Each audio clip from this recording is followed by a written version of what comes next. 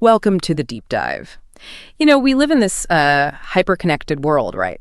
And there's this constant pressure, this feeling you have to share everything, your wins, your plans, even your relationships. It feels good to share good news. Okay, so let's unpack this a bit because the sources we've been looking at, they uncover something, well, pretty counterintuitive about all this sharing. It kind of challenges everything we think we know. And there's this really powerful idea that kept coming up, a sort of mantra: keep it private until it's permanent. Yeah, it's fascinating, isn't it? It feels like almost forgotten wisdom in today's world, which just pushes openness all the time. Yeah. But this deep dive, it's not really about just being secretive for the sake of it. It's more a strategic thing, a way to actually protect your success, your relationships, your happiness, even your future, really. The more you reveal too soon, well, the more you put things at risk. Right. And we're going to dig into 6 specific areas of life where silence isn't just, golden. It's crucial. And honestly, some of the real-world consequences of ignoring this, they're kind of hidden, but quite significant. This might actually change how you think about sharing things. So let's jump right in. First pillar, your success. We've all felt it, haven't we? You get that promotion, you land that client, finish something big, and bam! Your first instinct is, I got to tell someone. Post it online, maybe. It feels so natural to celebrate. Mm-hmm. But the research suggests that when you announce things too early, you actually activate two dangerous forces, almost invisible ones. First, there's what you might call like social comparison threat in other people. Even if they don't mean to, your early success can make others feel, challenged. Yeah, and that leads to weird stuff, right? Like subtle undermining, maybe, or just less enthusiasm than you expected. Exactly. Or even quiet sabotage in some cases. But the second force, and this is key, affects you. When you talk up a goal, your brain gets this hit of dopamine. It's like a premature reward signal. Ah, okay, so your brain feels like job done, even before you've actually done the hard work. Precisely. It tricks your system, diminishes your actual drive to follow through. It feels good to talk about it, so the need to do it lessens. That makes sense. So it's not just paranoia about other people's reactions. It's actually neurochemical. It dampens your own motivation. Yeah, it's a powerful disincentive. And it might explain why so many big announcements just fizzle out. You see it, don't you? Like, think about historical figures. Nikola Tesla, maybe, always sharing ideas before they were locked down and sometimes getting them stolen. Right. Or even today, you see friends posting online about a job offer, celebrating. Oh, yeah, I've seen that. And then maybe it falls through later, and suddenly their sort of win and then loss is public. It's awkward.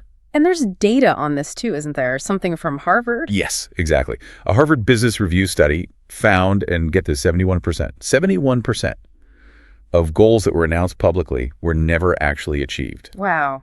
Compared to ones kept private. Compared to those kept private. That's a huge difference. It really hammers home the idea. Silence protects progress. You nurture it quietly until it's solid, undeniable. Okay, so for career stuff, strategy, silence makes sense. But what about, the really personal things like relationships? This is where it gets really interesting, I think, because we see so much pressure, especially on social media, for couples to perform their relationship, measuring love by Instagram posts or Facebook updates. Mm-hmm. And our findings here are, well, they're quite stark, actually.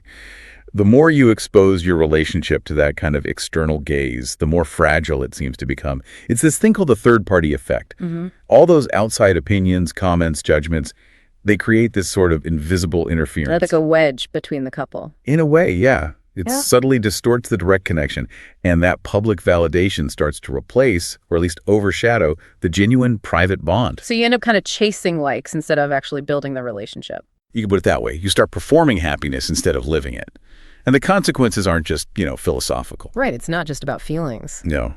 This exposure can attract negativity, people spreading rumors, sowing doubt. And there's this study, I think, in cyberpsychology, behavior, and social networking.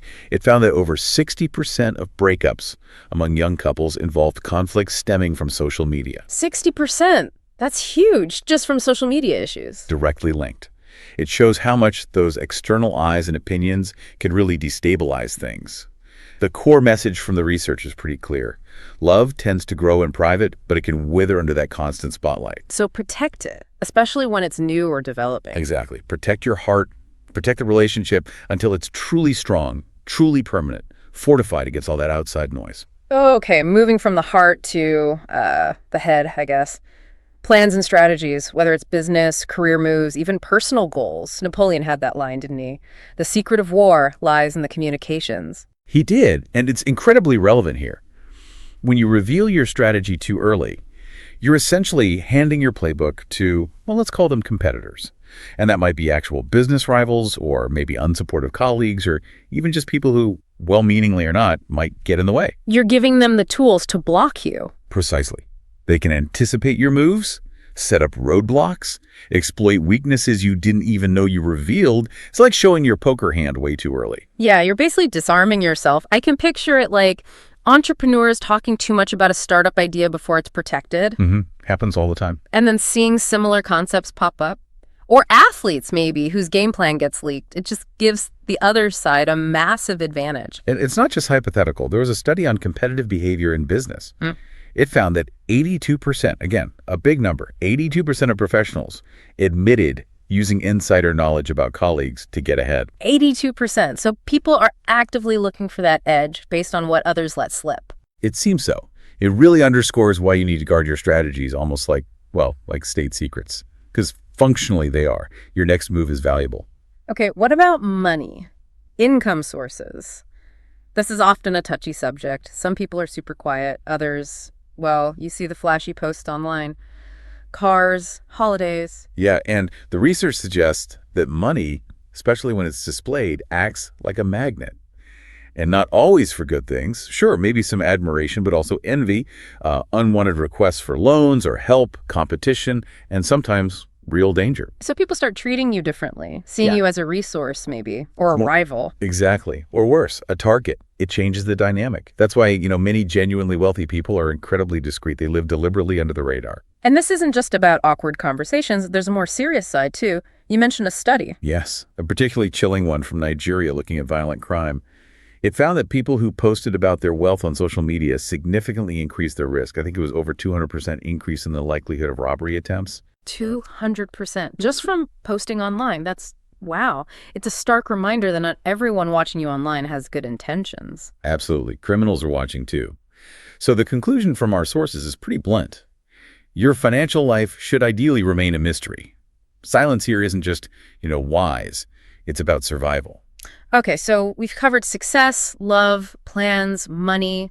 What does all this privacy mean for just basic happiness? Our personal joy. It feels paradoxical, right? If you're happy, don't you want to share it? It does feel like a paradox. But the analysis suggests that true happiness is, well, a bit fragile. Like a delicate plant, maybe. It thrives better when it's sheltered.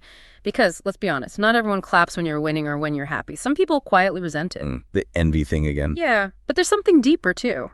When your happiness becomes something you perform for public validation, you risk losing the genuine internal feeling of it. You stop really living the happy moment and start staging it for likes, for comments. You disconnect from the pure private joy. So chasing that external thumbs up actually dilutes the real feeling. It becomes less about feeling good and more about looking good. Exactly. And that really connects with findings from a University of Michigan study. It showed that increased social media use directly correlates with decreased life satisfaction. The more you're on there showing off happiness, the less happy you actually feel. That's the correlation they found. It suggests that genuine happiness needs protection, not constant exposure. The advice is really to prioritize that real private joy over the staged public displays. It's a precious thing. Okay, last pillar. Our big dreams, our goals. The sources liken them to seeds, and, seeds grow best underground, right? Right. Protected. That's a great analogy. And there's psychological research to back it up. Peter Gollwitzer, a psychologist, did work showing that announcing your goals publicly can actually make you less likely to achieve them. Less likely? How does that work? It's called symbolic completion. Basically, talking about the goal gives your brain a little hit of satisfaction, like you've already made progress. Like the dopamine thing with success? Very similar mechanism. It provides a premature sense of accomplishment, which then reduces the actual motivation, the drive you need for the hard slog of execution. Plus, putting it out there early invites all the unsolicited advice, the doubts, the, "Are you sure you can do that?" comments. Right, which can chip away at your own belief. Definitely.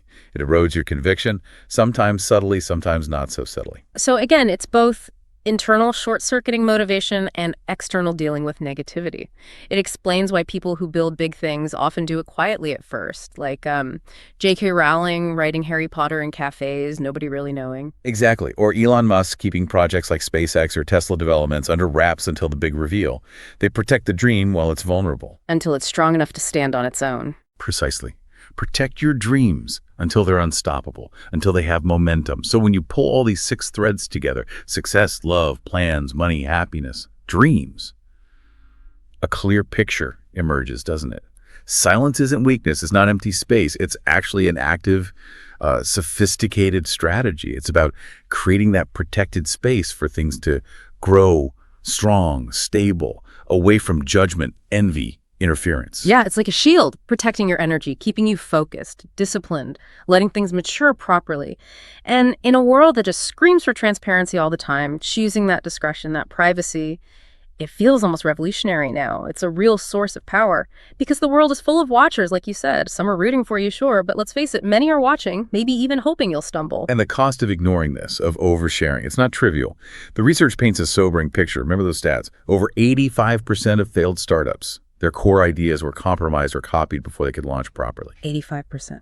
More than 40% of divorces now have links to social media conflicts, arguments, exposures that fractured the relationship. 40%. And tragically, countless violent crimes, as we saw with the Nigeria study, are directly rooted in people displaying wealth online, making themselves targets. These aren't just numbers on a page. They're stark warnings about vulnerability in the digital age. This isn't just, helpful advice. It feels more like a survival guide. The fewer people who know the intimate details of your private life, your goals, your wins, the safer, the happier, and honestly, the more likely you are to be truly successful in the long run. So that impulse we all feel, sometimes the urge to share the plan, the new relationship, the windfall, maybe pause. Ask yourself, Yes.